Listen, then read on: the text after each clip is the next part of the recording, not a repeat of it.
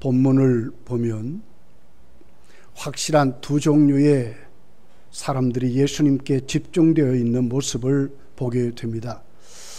예수님을 영접하고 구원받은 하나님의 사람들과 하나님을 입에 달고 살고 말씀을 연구하지만 전혀 하나님과 상관이 없고 예수님을 영접하지 아니하는 종교인들이 있는 것을 보게 됩니다. 오늘 본문은 뚜렷하게 예수님이 누구신가를 우리에게 가르쳐 주세요. 예수님 누구십니까?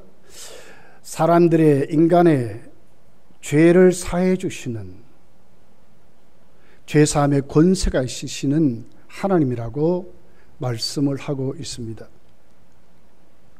오늘 5절 말씀을 보면 이렇게 기록합니다.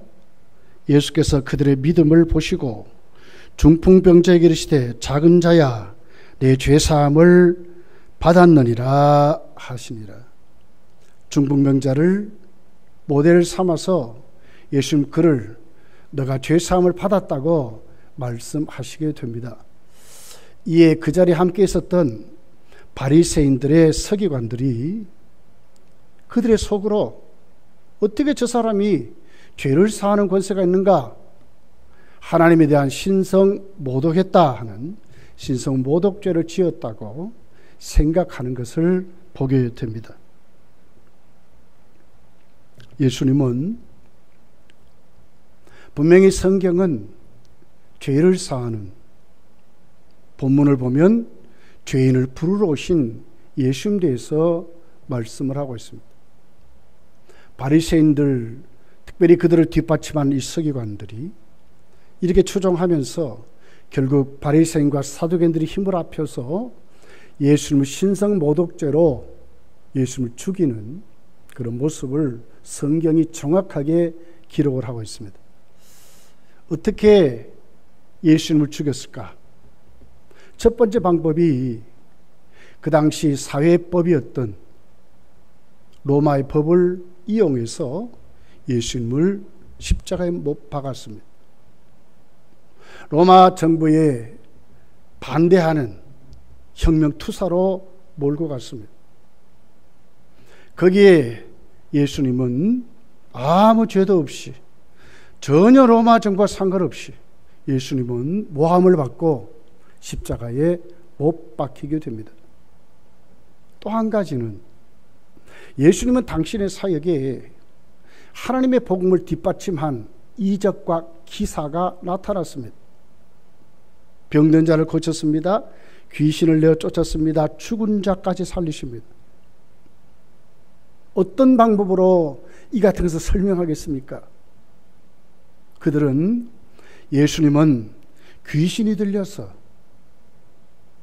결국 귀신의 힘을 입어서 예수님은 이 같은 이적과 기사를 행한다고 결국 그 결론이 신성모독죄로 예수님을 십자가에 못 박아 죽이게 됩니다. 누가복음 7장 34절에 보면 이렇게 기록합니다. 인자는 와서 먹고 마시매 너희 말이 보라 먹기를 탐하고 포도주를 즐기는 사람이요 세리와 죄인의 친구로다 그랬어요. 당시 세리와 죄인들은 사탄의 백성이었습니다. 그들은 곧 사탄이 부리는 사탄의 종들로 죄인으로 정죄를 하고 있었습니다. 근데 예수님이 그들과 친구라고 합니다. 결국 예수님이 하는 이적이 뭡니까? 귀신 들려서 세리와 죄인의 친구들은 귀신의 역사라는 거예요. 그렇게 해서 결국은 예수님을 모함해서 십자가에 못 박아 죽이게 되는 장면이 사복음서에 정확하게 기록을 합니다. 그런데 오늘 본문이 우리에게 뭘 얘기합니까? 예수님은 전혀 그들과 다른 분이셨습니다. 죄를 사하는 권세가 있습니다. 그렇기 때문에 죄인을 부르러 왔다고 오늘 본문이 우리에게 가르쳐주고 있는 말씀으로 기록을 합니다. 여기에 대한 확실한 증거가 있습니다. 여기에 대한 확실한 말씀을 우리 예수님은 오늘 우리의 본문을 통해서 말씀을 하고, 오늘 여기에 이 본문을 통해 우리는 어떤 모습으로 세워져야 될까요? 진짜 그리스도인의 정체성이 뭔가? 구원받은 하나님의 백성의 삶이 도대체 어떤 삶인가?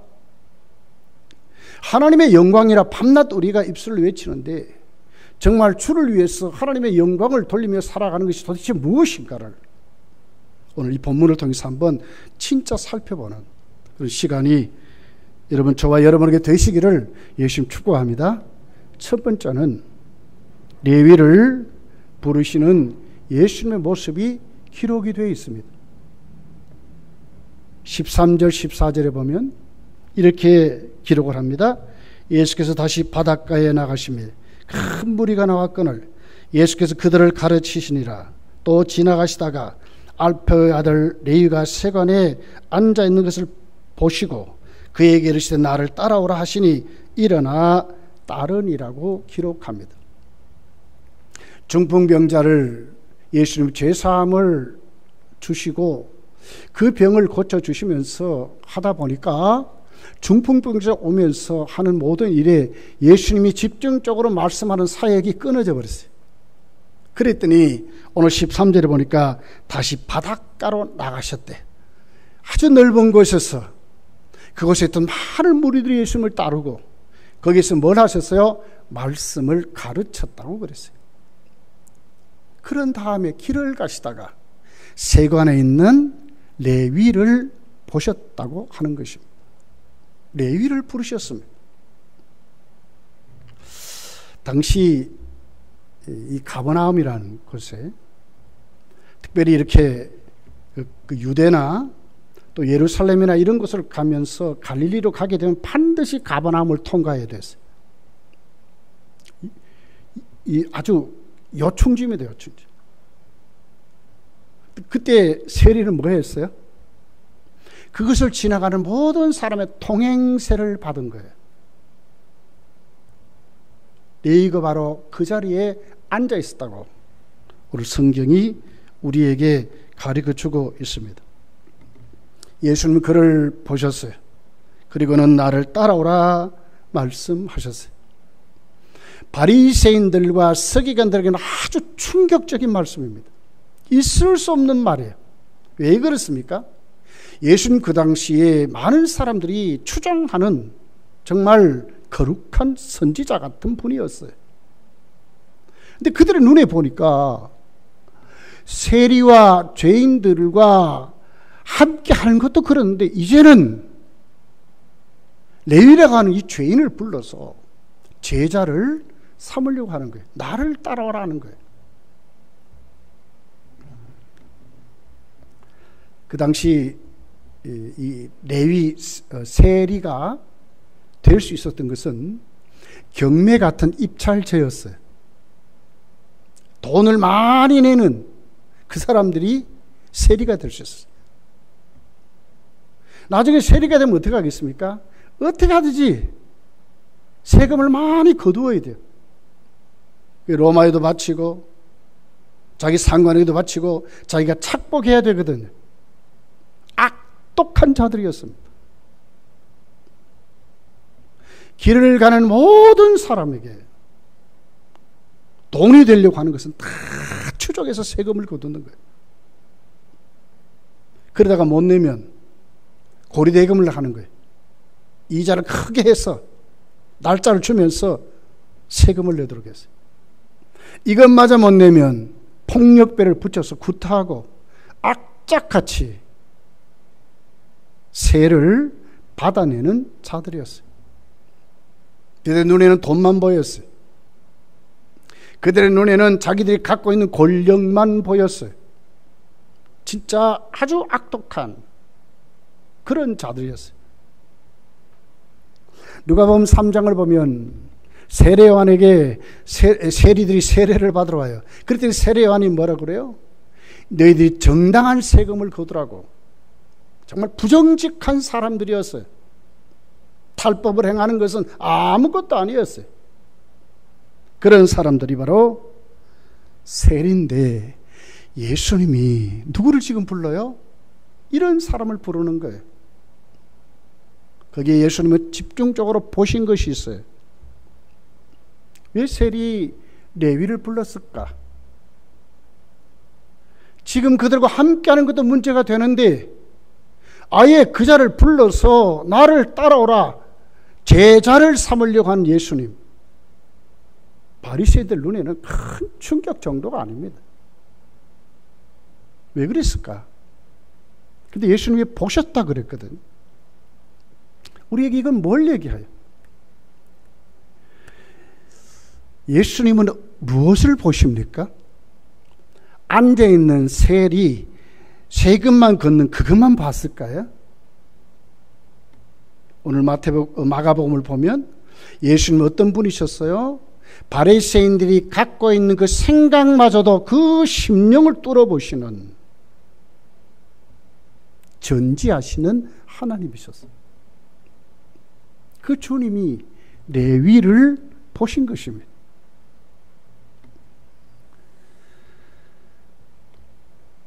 레위가 예수님을 따라갈 때에 특별히 요한복음은 이렇게 예수님에 대해서 기록을 해요.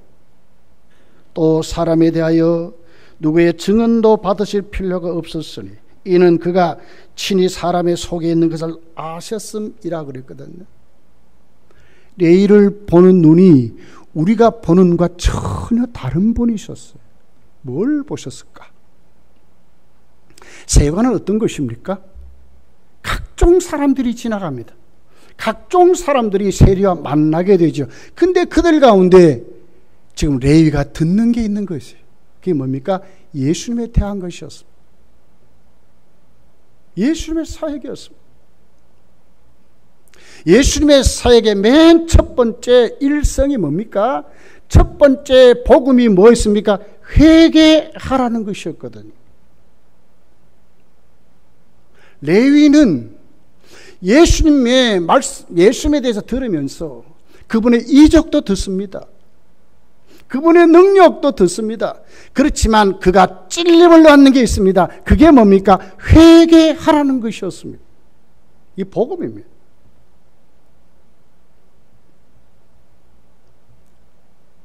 늘 세관에 앉아서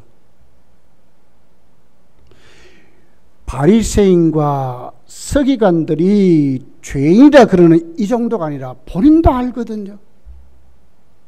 자신이 악독한 것을 알거든요.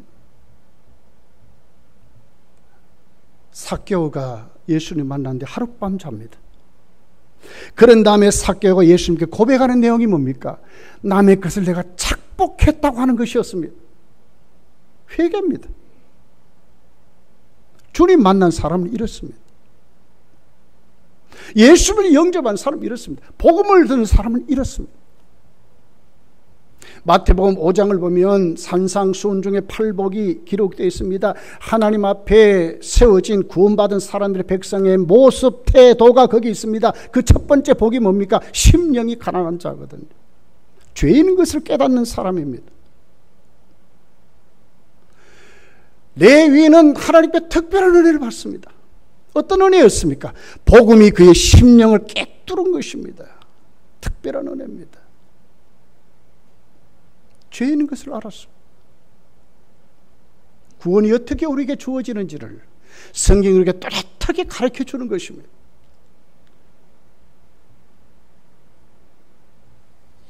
자신을 보면서 그에게는 부도 있습니다. 권력도 있습니다. 그러나 이것이 문제가 아니라 하나님 앞에, 예수 그리스도의 복음 앞에 자신을 세워보니까 얼마나 영적으로 비참한 존재인 것을 아는 거예요. 하나님의 사람들의 모습입니다. 주님은 그것을 지금 보신 것입니다. 성도는 이런 자입니다, 여러분. 참 성경이 오묘하게 기록되어 있어요. 14절에 보니까 나를 따르라 하니 어떻게 해요? 일어나 따르리라 이렇게 나왔거든요. 망설임 없이 따라놨어요. 그 자리가 지금 어떤 자입니까? 돈을 바리바리 싸가지고 가서 딴 자리입니다. 만약에 이 자리를 보면 다시는 이 자리에 올 수가 없어요. 왜요? 그 돈 많이 들여가지고 세리가 되려고 하는 사람이 줄을 섰기 때문에 그렇습니다. 그 자리에서 예수님 따르는 것은 다시는 이 자리에 내가 안 앉겠다는 거 아닙니까? 어떻게 이 자리를 내려놓을 수 있습니까? 복음의 사람들은 이런 사람입니다. 바울 사도는 배설물로 여겼다고 그랬죠. 왜요? 예수 그리스도를 아는 지식이 가장 고상하기 때문에, 십자가 부활에 이르는 것이 가장 큰 복이기 때문에 사도 바울은 그렇게 고백을 했던 것을 보게 됩니다. 누가복음 18장에 보면 한 부자 간원이 예수님께 와서 선한 선생님이여 내가 어떻게 하면 영생을 얻겠습니까? 질문하지요. 예수님이 그에게 말해요. 너 율법 다 지켰느냐? 다 지켰습니다. 너 가지고 있는 부가 있지. 그 가난한 사람에게 나눠줄 수 있느냐? 그랬더니 슬퍼하며 근심하며 예수님을 따르지 않고 가버렸다고 기록해요. 레위, 오늘 예수님께 부름을 받고 예수님을 따랐던 레위와 부자 관원이 예수님께 와서 아예 그의 목적이 얼마나 아름답습니까? 영생을 어떻게 하면 얻겠습니까? 이가 차이점이 뭡니까? 레위는 예수님의 부름 앞에 응답하고 곧 그 모든 것을 포기하고 따랐지만 부자 관원은 따르지 못했대요. 왜 그렇습니까? 자기 것 때문에 그랬습니다.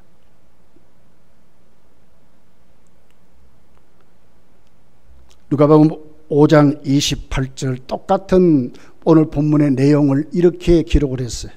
그가 모든 것을 버리고 일어나 따르니라. 모든 것을 버렸습니다. 자기 자리뿐만 아닙니다. 부도 버렸습니다. 권세도 버렸습니다. 모든 것을 버리고 예수님을 따랐다고 기록하는 것입니다.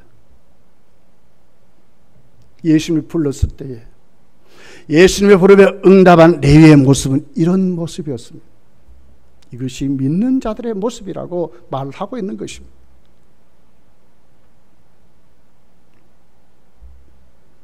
마태복음 9장 9절에 가서 보면 레위의 이름이 다른 이름으로 별칭이 있습니다. 예수께서 그것을 떠나 지나가시다가 마태라 하는 사람이 세관에 앉아 있는 것을 보시고 일세 나를 따르라 하시니 일어나 따르니라. 이름이 어떻게 바뀌었어요? 마태로 불려지는 것을 봅니다. 레위의 이름이 마태로 다시 별칭을 갖고 있는 것을 봐요. 결국 레위는 나중에 어떻게 됩니까? 예수님의 사역, 예수님의 복음을 한마디도 놓치지 않고 바리바리 기록하고 하다가 뭘 썼습니까? 마태복음을 쓴 자가 된 것입니다. 예수님에 전혀 하나도 놓치지 않으려고 어떻게 하면 오늘 모든 세대가 예수님을 만나게 하는 것에 이는 초점에 맞춰서 그 일생을 그렇게 살았다고 말하는 것입니다. 그의 삶의 중심은 무엇이었습니까? 예수 그리스도 중심으로 그는 살았다고 말하는 것입니다. 이것이 하나님의 사람들의 모습이었습니다. 하나님의 은혜입니다. 똑같은 조건, 똑같은 삶을 살면서도 하나님이 우리에게 오셔서 그 우리의 심령을 뚫어보시면서 특별한 은혜를 주어서 오늘 또 그 은혜를 받은 그들이 삶이 바뀌고 목적이 바뀌고 눈이 바뀌고 살아가는 인생의 방법, 철학이 바뀌는 사람들로 세워지는 것은 특별한 은혜입니다. 이것이 그리스도인들이라고 말하고 있는 것입니다. 레위를 불렀습니다. 레위는 이런 자가 되었다고 성경이 오늘 우리에게 가르쳐 주고 있다고 하는 것입니다. 세리는 누구였습니까? 레위는 누구였습니까? 죄인의 대명사였어요. 그 당시 창녀보다 더 악한 사람이라고 민족적인 배신자로 찍혀서 그렇게 살았던 사인데도 오늘 누가요? 이 레위가 예수님 만나서 새 사람이 된 거예요. 새로운 인생을 걷는 거예요. 우리는 누구입니까, 여러분? 여러분은 누구입니까? 저는 누구입니까? 오늘 이 말씀을 우리에게 지금 하고 있는 것입니다. 나는 오늘 한 주간 동안 교회 오기 전에 어떤 삶을 살았는지를 여러분 오늘 꿰뚫어 여러분의 인생을 봐야 합니다. 예수님이 오늘 나를 어떻게 집중적으로 관리하셨는지를 여러분 오늘 또 여러분의 삶을 챙겨볼 줄 알아야 하는 것입니다. 오늘 우리가 하나님 앞에 우리의 모습을 하나하나 상세히 내려놓고 정말 하나님의 사람으로 오늘 여러분이 뚜렷하게 세워지는 믿음의 사람들이 되시기를 예수님 축복합니다. 두 번째는 레위는 받은 바 은혜가 감사합니다. 그의 집에서 큰 잔치를 베푸는 장면이 이게 공동체의 삶이었습니다. 15절입니다. 그의 집에 앉아 잡수실 때에 많은 세리와 죄인들이 예수와 그의 제자들과 함께 앉았으니 이는 그러한 사람들이 많이 있어서 예수를 따름이러라 그랬습니다. 여기 앉다 하는 이 동사입니다. 원문을 보면 기대에 눕다 하는 말이 그냥 의자에 앉아 이런 게 아니고요. 유대인들이 특별한 만찬을 즐길 때에 그들은 어떻게 앉느냐 하면 한쪽으로 삐딱하게 이렇게 눕습니다. 기대어 눕다 하는 뜻이거든요. 왜 특별한 큰 잔치를 벌립니까? 특별한 날이기 때문에 그렇습니다.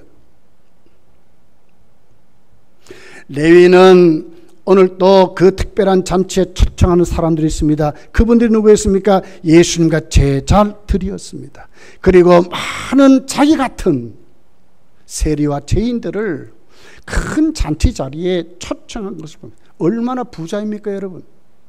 그 집이 얼마나 컸습니까? 다 삐딱하게 누워서 식사할 정도가 됐으니까. 왜 큰 잔치를 벌렸을까 하는 겁니다. 이유가 뭘까요? 첫째는 받은 바 은혜가 감사한 겁니다. 그래서 오늘 본문에 예수님을 위하여 이랬거든요. 예수를 위하여 정말 주 앞에 감사하는 자리를 만든 것입니다. 이 은혜를 잊지 아니하려고 하는 자리를 만든 것입니다. 정말 주 앞에 경배의 자리를 만드신 것입니다. 이것이 레위의 모습이었습니다. 두 번째, 왜 큰 잔치를 벌렸을까요? 그 이유는 오늘 세리와 많은 죄인들을 그 자리에 불러 모았습니다. 여기는 누가 있습니까? 자기 같은 세금 징수하는 사람도 있었고, 또 가서 조사하고, 또 이렇게 검사하는 검사원들도 있었을 것이고, 또 세금을 받아서 날라는 사람도 있었을 것이고, 또 세금을 안 내는 사람들을 구타하는 어떻게 보면 폭력배 같은 사람들, 많은 사람입니다. 바리새인들이 보기에는 그들은 분명히 죄인들이었습니다. 왜 그들을 불렀을까요? 도대체 이유가 뭡니까? 그 이유는 이렇습니다. 자기같이 자신을 변화시키고 자기를 회개시키고 자기를 오늘 또 그 자신을 따르게 하려고 하는 그 주님을 어떻게 하면 나같이 예수를 만나게 하는가 하는 것이었습니다. 그들이 예수님을 만나게 하는 것입니다. 죄인을 부르신 그 주님 앞에 예수님 만나서 회개하고 죄사함을 얻도록 하나님의 사람으로 만들려고 하는 확실한 공동체를 만들려고 했던 것입니다. 이것이 공동체의 본질입니다. 여러분, 누가복음 5장 29절에 보면 그는 이렇게 이 본문을 이렇게 기록했어요. 레위가 예수를 위하여 자기 집에서 큰 잔치를 하니 세리와 다른 사람이 많이 함께 앉아 있는지라 그랬습니다. 많이 왔습니다.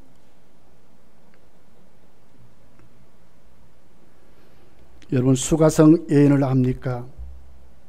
요한복음 4장에 있는 수가성 여인이 어떤 여인이었습니까? 주잡한 여인이었습니다. 예수님 만났습니다. 메시아가 온다는데 언제 옵니까? 예수님 그에게 직접 말씀합니다. 바로 그가 메시아가 바로 나라고 하는 것으로 예수님 그에게 말씀할 때 그 자리에서 물동이를 버려두고 동네로 들어가 외칩니다. 내가 그리스도를 만났다. 내가 메시아를 만났다고 외쳤습니다. 레위는 지금 이런 모습입니다. 어떻게 하든지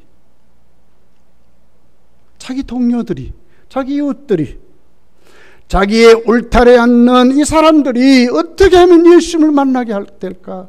어떻게 하면 예수님께 회개할까? 어떻게 하면 새 사람이 될까? 어떻게 하면 구원받을까 하는 데에 그의 모든 삶이 집중되어 있는 것을 보게 되는 것입니다.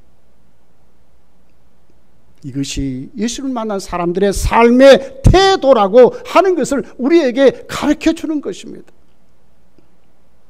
한 주간 동안 저와 여러분은 어떻게 살았습니까? 여러분, 우리의 모습은 어떤 모습이었습니까?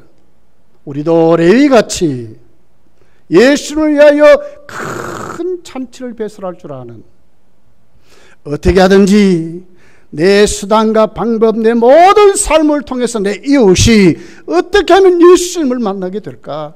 어떻게 하면 예수님을 보게 될까 하는 간절함이 저 여러분에게 일어나기를 예수님 축복합니다. 세 번째를 보면 예수를 비방하는 바리새인의 서기관들을 보게 됩니다. 이들에게는 밤낮 그들의 예배는 하나님을 달고 다녔습니다. 그러나 전혀 예수님과 상관이 없는 자들이었고, 하나님과는 전혀 상관이 없는 자들, 진짜 종교인들이었습니다. 16절이 이렇게 기록합니다. 바리새인의 서기관들이 예수께서 죄인 및 세리들과 함께 잡수시는 것을 보고 그의 제자들에게 이르되 어찌하여 세리 및 죄인들과 함께 먹는가 그랬습니다. 바리새인이란 뜻은 분리한다, 또 이렇게 전통적이다 하는 단어가 있습니다. 이들을 받침하는 자들이 있습니다. 그분들이 서기관들이었어요. 오늘로 말하면 신학자들입니다. 율법사입니다. 랍비들을 이렇게 기록했습니다. 그들은 신학적으로 연구하면서 바리새인들의 서포트하는 자들이었습니다. 그런데 그들이 어떻게 합니까? 중풍병자를 예수님이 고쳐주면서 죄사함을 받으라 한 그걸 보면서 신성모독하는 자라고 하고, 그때는 속으로 그랬습니다. 그리고 그 방법을 어떻게 실천했습니까? 예수님 이제 따라다니는 거예요. 미행하는 거예요. 어디까지 왔습니까? 레위의 집까지 온 겁니다. 그런데 그 집 속으로는 못 들어왔어요. 왜? 자신들도 죄인 되니까. 모든 식사가 다 끝나기를 기다립니다. 근데 거기 보니까 예수님이 그들과 함께 누우면서 식사를 하면서 난리가 난 거예요. 그래서 이제 그 식사 자리를 끝나고 나오는 그 예수님의 그 무리 안에 제자들에게 질문하는 것입니다. 16절 하반절에 이렇게 기록합니다. 그의 제자들에게 이르되 어찌하여 세리 및 죄인들과 함께 먹는가 하는 것이었어요. 여기 먹다는 말은 3인칭으로 기록되어 있어요. 진짜 제자들에게 질문하는 게 아니에요. 유턴해서 예수님께 지금 질문하는 거예요. 왜 먹습니까? 이 말이지.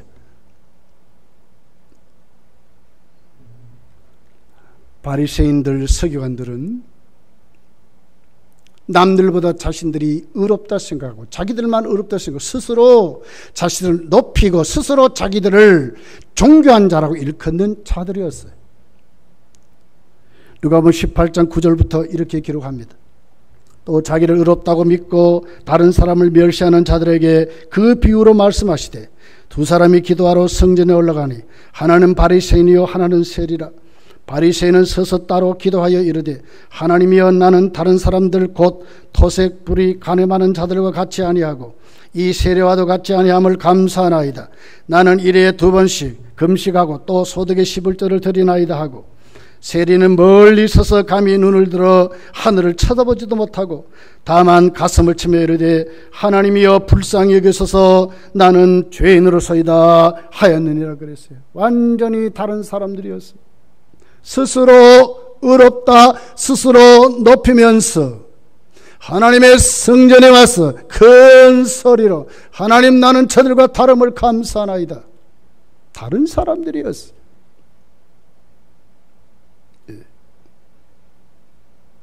종교행위를 나는 분명히 합니다 하는 사람들이었어요. 내가 부족함이 뭐 있습니까? 떳떳한 자들이었어요.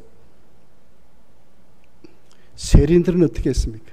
감히 들어오지도 못하고 멀리 있었어 하나님을 향하여 가슴을 치면서 하나님, 나는 죄인으로서이다 고백할 줄 아는, 하나님의 긍휼을 기대하고 하나님의 자비를 기대하는 이런 사람들이 세리였다고 기록을 하고 있습니다.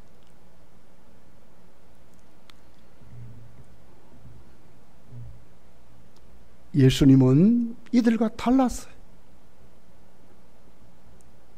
예수님은 그들을 보면서 오히려 세리와 죄인들이라고 하는 그들 앞에 예수님은 확실히 말씀했어요. 나는 죄인을 부르러 왔다고 예수님은 당신의 사역의 목적을 확실히 기록을 해요. 그 당시 그 사회를 누가 지배하고 누가 권력을 가지고 힘이 있었습니까? 바리새인들이었거든요. 밑보이면 큰일 나잖아요. 근데 예수님은 전혀 상관하지 않았어요. 그들에게 예수님은 두 가지 말씀합니다. 17절에 이렇게 기록합니다. 예수께서 들으시고 그들에게 이르시되 건강한 자에게는 의사가 쓸데없고 병든 자에게 쓸데있느니라. 나는 의인을 부르러 온 것이 아니요 죄인을 부르러 왔노라 하시니라. 첫째 말씀이 뭡니까? 건강한 자에게는 의사가 필요 없다는 거예요. 병든 자에게만 의사가 필요하다는 거예요. 맞는 말씀 아닙니까?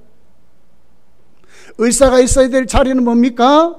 병든 자들의 거기에 의사가 필요하고 거기에 있어야 하는 것입니다. 출애굽기 15장 26절에 보면 예수님은 확실히 말씀하신, 나는 치료하는 여호와라고 말씀했어요. 예수님 누구십니까? 우리의 육과 우리의 영을 완전히 치료하시는 치료자라고 말씀합니다. 병든 자에게 정말 필요한 자가 누굽니까? 예수님이셨어요. 세리들은 자신들이 죄인인 것을 알았어요. 하나님이여, 우리는 죄인이라고, 우리를 불쌍히 여기달라고. 너희가 예수님에 대한 소문을 들을 때 그가 확 찔림을 받는 것이 뭡니까? 자신이 죄인인 것을 아는 거예요. 영적으로 정말 비참한, 심령이 가난한 자인 것을 본인이 아는 거예요. 바리새인들은 정말 하나님 앞에 어떤 모습이었습니까? 그들은 죄인이 아니었어요. 예수님은 어떻게 오셨다고요? 죄인을 부르러 왔으니까 예수님과 전혀 상관이 없는 사람들이었던 거예요. 예수님 필요치 않은 사람이라는 거예요. 스스로 우울감 속에 스스로 자신을 놓치고 정말 교만한 자들이었어요. 이웃을 정죄하고 이웃을 비판하는 그런 자들이었어요. 그런데 거기에 뭐가 있으면 하나님의 이름이 거기 있는 거예요. 자신들이 잘 믿는다고 거기에 있는 거예요. 누구라고요? 바리새인들이었어요. 중추 멤버들이었어요. 오늘 이것은 우리에게 바리새인의 그 서기관들이 어떤 자들인 것을, 종교인들의 모습이 어떤 모습인 것을 우리에게 오늘 성경이 분명히 말씀을 하고 있다고 하는 것입니다. 더 무서운 것은 그렇습니다. 그들의 입으로 세리를 뭐라고 그랬어요? 죄인들이라고 하지 않습니까? 그들은 그들의 눈에 죄인들이로 보인 거예요. 근데 하나님은 어떤 분입니까? 우리를 회개시켜서 죄사함을 주시는 분이 아닙니까? 하나님을 섬기면서도 하나님의 그 종교 자리에 서서 지도자의 입장에 있는 그들이 하나님이 갖고 있는 그 의식은 전혀 상관없이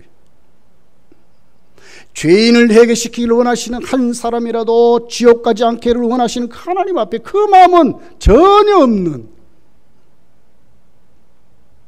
이웃과 척을 지고 이웃을 비판하고 이웃을 정죄하고 저 사람 잘못됐다고 밤낮 그런 사람들, 이 사람들을 지금 누구라고 합니까? 바리새인이요 서기관이요 종교인들이라고 하는 것이 주님과 전혀 상관이 없는, 은혜를 받지 못하는 사람들이라고 지금 말씀하고 있는 것입니다.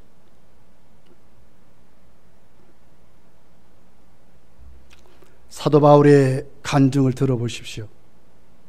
디모데전서 1장 15절부터 있는 내용입니다.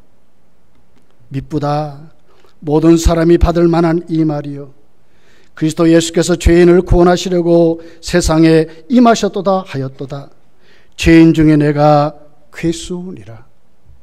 마지막 로마 감옥에 갇혀서 바울 서신의 맨 마지막 서신을 기록하는 그 모습이 하나님 앞에 내가 죄인 중에 괴수라는 것이 현재형이에요.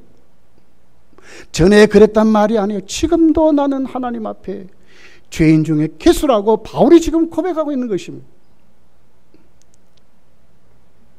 16절에 어떻게 바울이 이런 사람으로 살게 됐는지 이유를 분명히 기록해요. 이렇게 기록합니다. 그러나 내가 긍휼을 입은 까닭은 뭐 때문에 그렇습니까? 하나님의 긍휼을 입었다는 거예요.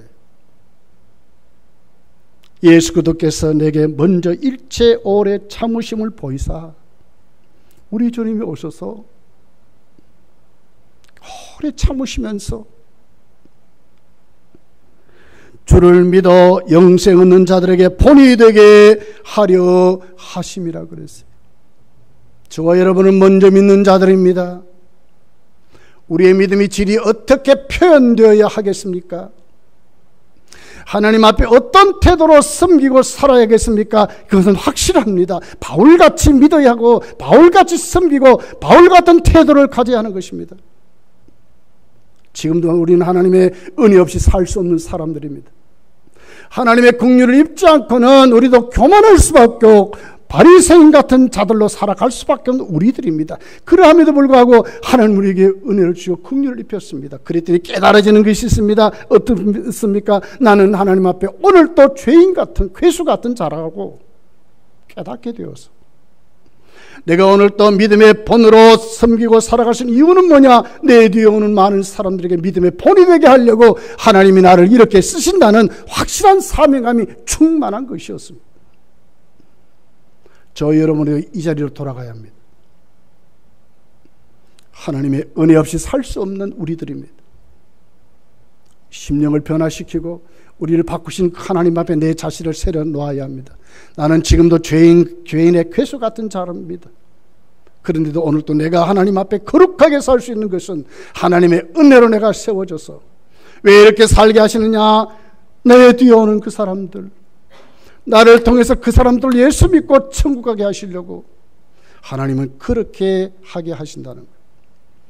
그러면 확실하지 않습니까? 우리도 어떤 모습으로 세워져야 합니까? 믿음의 본이 되어야 된다는 거예요. 믿음의 본이 되어야 합니다.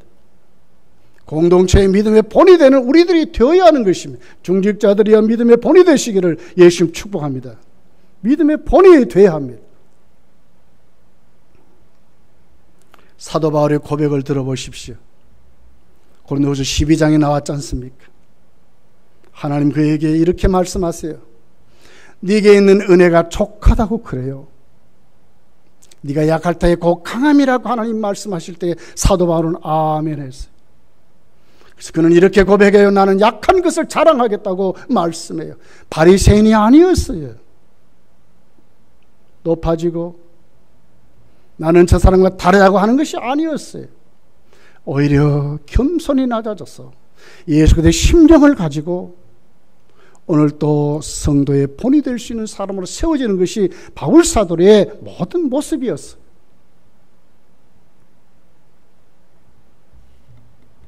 말씀을 맺어 보겠습니다. 예수님은 어떤 분이십니까? 죄인을 부르러 오신 죄 사함을 주시는 권세 있는 하나님이십니다. 누구를 불렀습니까? 레위를 불렀습니다. 죄인 중에 괴수입니다. 사회적으로 그는 죄인입니다. 민족을 배신하고 아주 악독한 사람입니다. 부를 쫓아 살았던 사람입니다. 권력이 아니고는 살 수 없는 자였습니다. 하루아침에 뒤집어지고 깨어졌습니다. 뭐로요? 하나님의 복음을 들을 때 특별한 은혜를 받았습니다. 저희 여러분은 특별한 은혜를 받은 사람입니다. 어떻게 우리가 하나님께 나올 수 있습니까? 어떻게 하나님 앞에 찬양합니까? 어떻게 우리가 하나님 앞에 우리의 모습을 고백할 수 있습니까? 특별한 은혜 없이 우리가 그럴 수 없어요. 얼마나 강팍하다고요? 얼마나 우리가 바리새적이라고요? 얼마나 우리가 율법사 같은 자들이라고요? 우린 그런 사람입니다. 그런데 우리에게 특별한 은혜를 주신 거예요. 긍휼을 베풀어 주셨어요. 내 심령을 보게 하셨어요. 회개하게 만드셨어요. 주의 말씀을 듣도록 귀를 열어주셨어요. 이 세상 어떤 것보다도 예수님이 가장 귀하고 존귀한 분으로 내가 영접하게 됐어요. 주 예수보다도 더 귀한 것은 없다고 고백하는 사람이 됐어요. 어떻게 해요? 하나님의 특별한 은혜를 입었어요. 어떻게 해야 되겠어요? 철철 흘러넘치는 그 은혜 앞에 내 자신을 내려놓고 살아야 되지 않습니까? 그렇게 고백하고 살아야 되지 않겠습니까? 그리고 우리 또 이웃 앞에 내 모습을, 우리 공동체가 어떻게 하면 예수님을 충만해지도록, 우리 이웃이 어떻게 하면 예수님을 만나게 하는 이 복음의 방주가 되는 우리가 돼야 되지 않겠습니까? 교회 오면 큰 소리 칩니까? 아닙니다. 더 낮아져야 합니다. 더 본이 되어야 합니다. 더 순종할 줄 알아야 합니다. 왜 그렇습니까? 주님이 그런 분이셨어요. 이것이 거듭난 새 사람들의 모습입니다.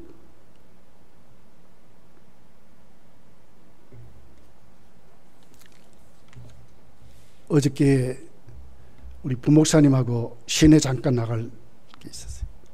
얼마나 비가 오는지요.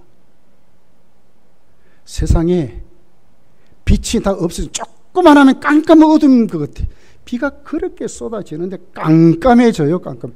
얼마나 두려운지. 부목사님과 얘기를 했어요. 야, 진짜 마지막, 진짜 다섯째 인을 뛸 때에, 다섯째 나팔이 부러질 때에 하나님의 그 심판이 얼마나 두려울까. 지금 요 정도인데도 우리가 이렇게 무섭고 두려운데 진짜 하나님의 심판이 주어질 때 얼마나 두려울까. 그런데도 불신자들은 예수를 안 믿는 거예요. 우리를 그 자리에서 건져낸 것입니다. 허물과 죄로 죽었던 우리입니다. 교만했습니다. 하나님과 삿대짓 하던 우리였어요. 하나님같이 되려고 하는 우리였어요. 그분을 찾지도 않았습니다. 관심도 없었습니다. 근데 특별한 은혜를 주신 거예요. 이런 우리들이 예수님의 사람으로 새로워져야 되지 않겠습니까? 큰 잔치 자리로 우리가 주님을 섬겨야 되지 않겠습니까? 마태를 일생을 보면요, 마태는 한마디도 주장하는 단어가 한 구절도 없어요. 늘 말단에서, 제자들 속에서도 말단에 있었어요. 진짜 겸손한 사람입니다. 그런데 마태가 분명한 것이 있습니다. 그게 뭡니까? 예수님에 대해서 놓치지 않으려고 한 거예요. 어떻게 했습니까? 일거수일투족을 정확하게 기록하고 정확하게 기억했다가 마태복음을 기록한 것입니다. 마태복음의 결론 맨 마지막이 뭡니까? 너희들은 땅 끝까지 나가 복음을 전하는 것이 아닙니까? 마태의 모습이었어요. 여러분, 이런 모습이 성도의 모습이고 우리가 살아가는 삶의 방법입니다. 마지막 때입니다. 믿음을 찾아보기 힘든 시대가 왔습니다. 이제 우리가 또렷하게 일어나야 합니다. 저와 여러분이 정말 하나님 앞에 레위가 변했듯이 우리 모두가 종교인이 아니라 그리스도인들로 살아가시기를 예수님 축복합니다. 기도하겠습니다.